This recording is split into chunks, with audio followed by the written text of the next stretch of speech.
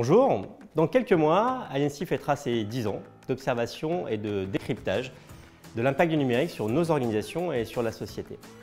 En tant que fondateur d'Aliansi, cette émission est pour moi l'occasion de revenir sur quelques belles rencontres et avant tout, c'est une envie de vous présenter les patrons et managers de la tech. Nous allons partager leur passion, quelques indiscrétions et voyons si pour mes invités, le numérique est vraiment forever. Mon invité du jour, à peine diplômé de Sciences Po Rennes en 2010, c'est le grand saut, la création d'une entreprise spécialisée dans les interactions hommes-données, DataVise. Je suis ravi de vous présenter Caroline Goulard. Caroline, merci d'être avec nous. Bonjour. DataVise, en quelques mots, qu'est-ce que c'est? C'est un studio spécialisé dans les interfaces de visualisation de données. Donc nous, notre métier, c'est de construire des outils, des applications, des interfaces qui permettent de comprendre l'information qu'il y a dans des gros volumes de données ou dans des bases de données très compliquées. Alors, je vais t'embarquer pour quelques questions pour découvrir ton parcours, ton regard sur le numérique. Alors, sans plus attendre, qu'est-ce qui t'a fait te lancer dans le numérique? Eh bien, c'est mon goût pour le journalisme et la façon dont ça s'est mal passé quand j'ai commencé à le pratiquer. Je me suis intéressée au journalisme, j'ai pas du tout aimé mes stages et je suis tombée dans le journalisme de données. Donc le journalisme de données, c'est prendre comme terrain d'enquête les données. Et j'ai trouvé ça passionnant et en plus ça me faisait appel à ma passion pour les maths que j'avais un peu mis de côté en faisant mes études à Sciences Po. J'ai découvert ce secteur et j'ai beaucoup aimé le fait qu'on travaille en tant que journaliste avec des développeurs, avec des designers et cette association de compétences. Et de là, du journalisme de données, je suis passée à la visualisation de données et c'est devenu mon métier. Ce dont tu es le plus fier dans ton parcours? Eh bien, d'être encore chez DataVise, à la tête de DataVise 12 ans plus tard.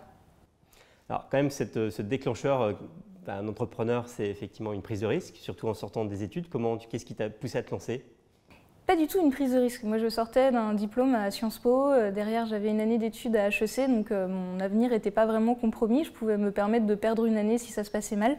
Ça nous est un peu tombé dessus comme ça. On s'est passionnés avec mes associés pour la visualisation de données. On a eu envie de continuer à faire ce métier.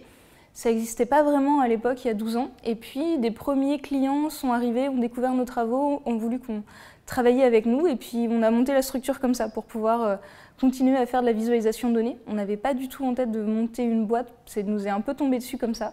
Et finalement, voilà, on est encore là 12 ans plus tard. Après. Bravo. Une anecdote dans ton parcours professionnel qui t'a marqué, qui est amusante? Justement, au tout début, on a travaillé à l'Express, à la rédaction numérique de l'Express. Et c'était le moment où les Wikileaks sont sortis.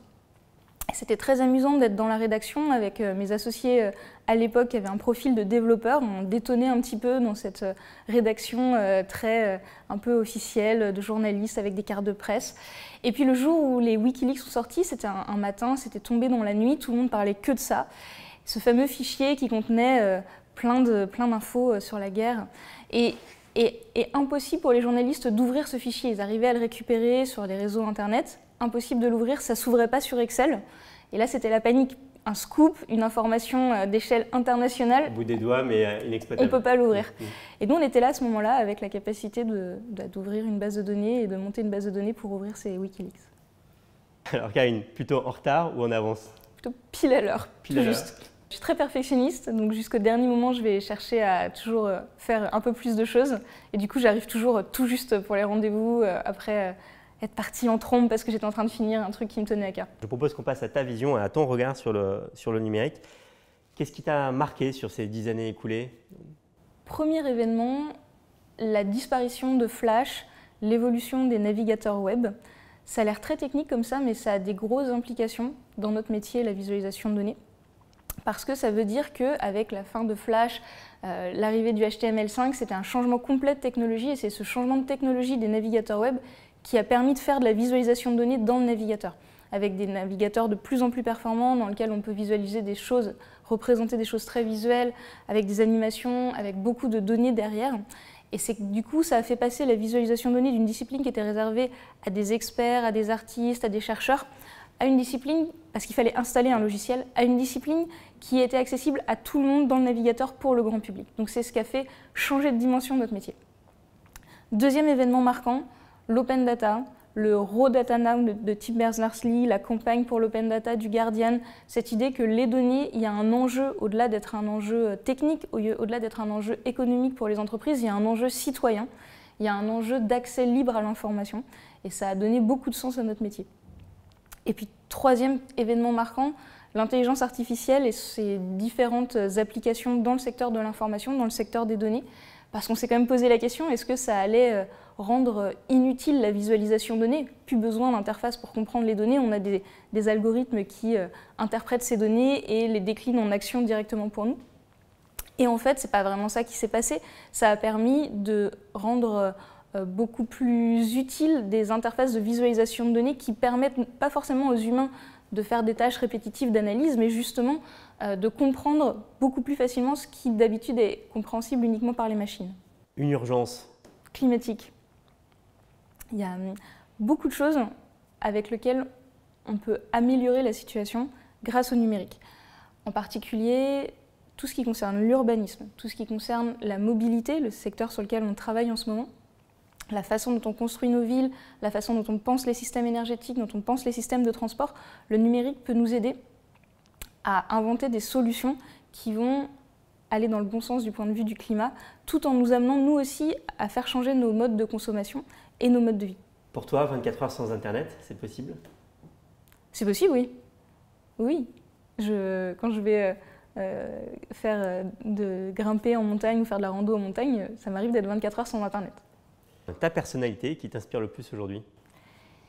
Je vais parler de Maurice Stephaner, qui est un grand nom dans le secteur de la visualisation de données et une personne adorable qui a beaucoup partagé avec nous ses regards sur ce que c'est que les interactions humains-données, sur comment on pratique ce métier, sur comment on le rend accessible pour le plus grand nombre, à quoi ça sert la visualisation de données dans notre société. C'est un Allemand qui a un cerveau dans lequel il y a à la fois un designer, un développeur, un journaliste, et donc il est très impressionnant. Ses projets sont magnifiques. Super.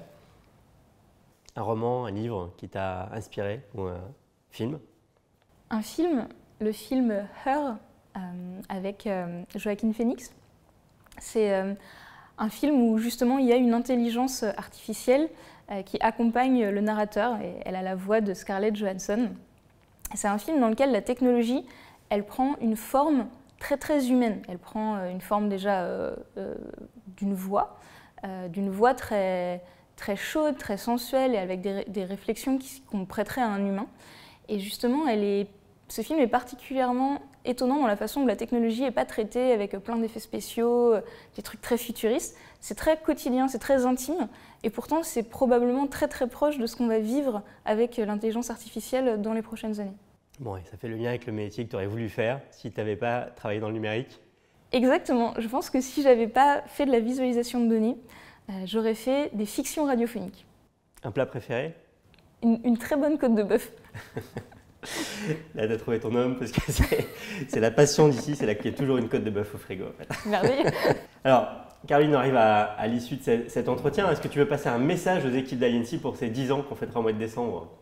Je vous souhaite d'être encore là dans 10 ans, de ne pas avoir été remplacé par une intelligence artificielle. Caroline, est-ce que le numérique est vraiment forever pour toi? Bien sûr. Merci Caroline, merci à tous de nous avoir suivis et n'hésitez pas à vous abonner à notre chaîne pour découvrir tous ces portraits de patrons et managers de la tech et à très bientôt.